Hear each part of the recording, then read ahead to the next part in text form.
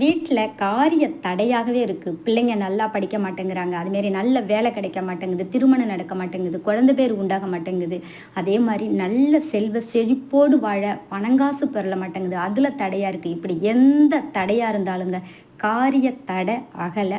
அதுவும் இன்னைக்கு ஆனி மாதத்தினுடைய நிறைவு நாள் புதன்கிழமை. பொண்ணு கிடைச்சாலும் புதன் கிடைக்காதும்பாங்க. இந்த நன்னாளில் விநாயகருக்கு அருகம்பில் மாலை சாத்துங்க. அதோட விசேஷமான கற்பூரவள்ளி இலைய மாலையை சாத்தி பச்சை பயிரை சுண்டல் செஞ்சு அதை நெய்வேத்தியமாக வச்சு படைச்சிட்டு 4 பேருக்கு கொடுத்துட்டு ஒரு வெடலை தேங்காய் போட்டுட்டு வந்தீங்கனாலே போதுங்க.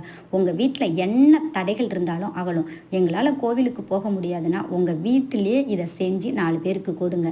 திருநங்கைகள் யாருக்காவது ஒருத்தருக்கு நீங்கள் அன்னதானமோ இல்லை ஆடை தானமோ இல்லை பைசாவோ ஏதாவது கொடுத்து அவங்கக்கிட்டேருந்து ₹1 நாணயத்தை வாங்கியாந்து நம்ம பீரோக்குள்ளே வச்சா நமக்கு தடைகள் எல்லாம் அகன்று நிம்மதியாக வாழலாங்க. பயிரை அவிச்சு வெல்லம் கலந்து பசுவுக்கு கொடுத்தாலே